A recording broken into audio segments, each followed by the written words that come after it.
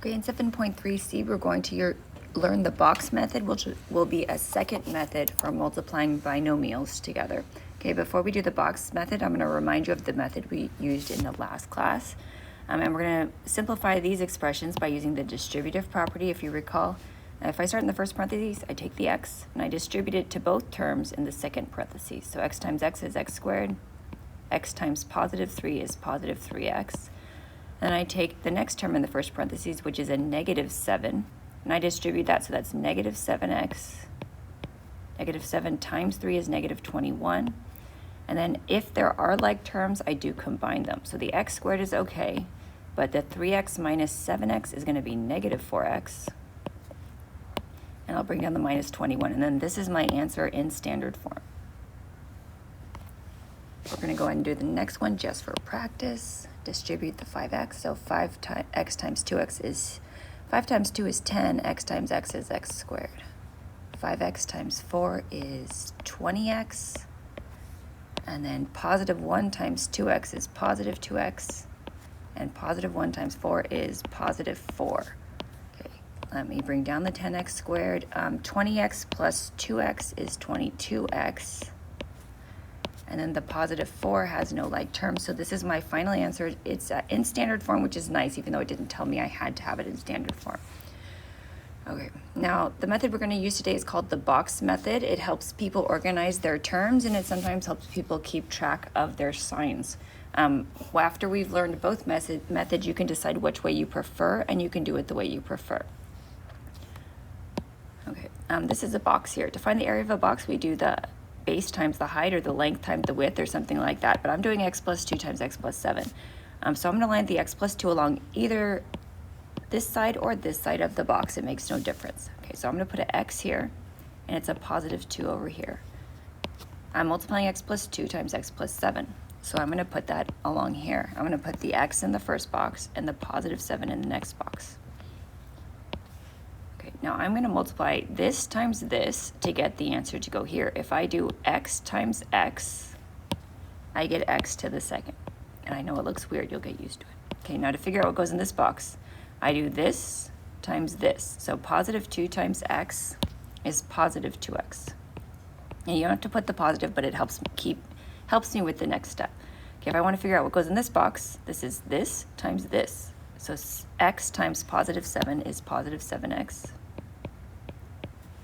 And then in the last box here, that's going to be this times this. So 2 times 7 is positive 14. Okay, now I'm going to write my answer in standard form. These are all my terms, and they're the same as if I had done the previous method. They're just listed in, instead of being listed horizontally, they're listed in kind of an organized manner. But again, that helps you keep track of if you lost anything. Okay, I'm going to put it in standard form. So I'm going to start with the x squared because it has the highest exponent. Okay, now I see the next thing I have is a 2x. But I also have this positive 7x, so I'm going to go ahead and combine them. 7x plus 2x is positive 9x. And I'm going to go ahead and put the positive 14 last. And this is the same answer as if I had distributed, but it's just a different way of doing it. And let's go ahead and try the next one. I'm going to do it the same way. Okay, I'm doing 5x plus 3, so I'm going to line that up along one of the sides. It does not matter. I could do it along the height or the top. Okay, times 4x plus 1. To figure out the box, I multiply this times this. So 5 times 4 is 20. X times x is x squared.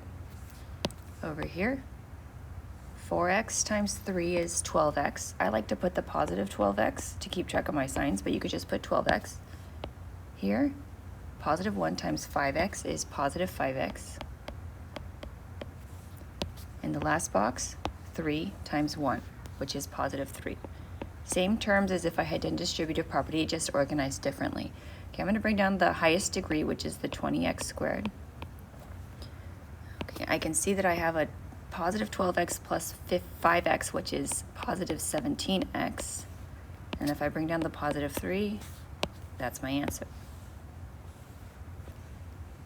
Okay, let's do 2 more. I'm just going to put some negatives because sometimes this method does help with the negatives. Okay, so I'm going to do x minus 5. So this is x. Since it's a minus 5, I'm going to put a minus 5 here.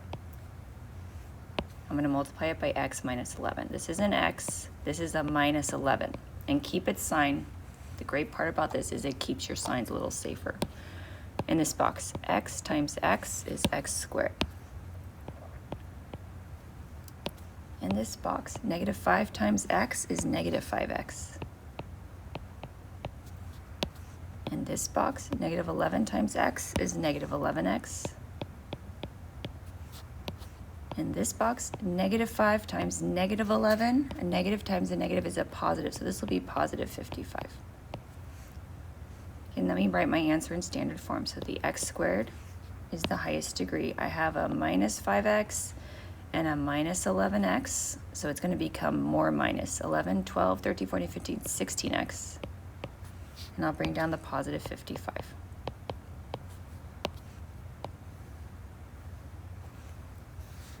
Okay, let's try one more. Okay, 2x plus 3, and I'm going to keep this sign, times 2x minus 3. 2x times 2x. 2 times 2 is 4. X times x is x to the second. Here, 2x times 3, positive 6x. 2x times negative 3 is negative 6x. Positive 3 times negative 3, negative 9. Okay, let me bring down the 4x squared. Okay, now let me look at my like terms. I have 6x minus 6x. 6x minus 6x is 0 x's, so the x's are actually completely canceled. So let me just bring down the minus 9. Okay, this is my final answer. This is a good answer. Okay, go ahead and try the practice problems on the next page. If it says to use the box method, you do need to use the box method.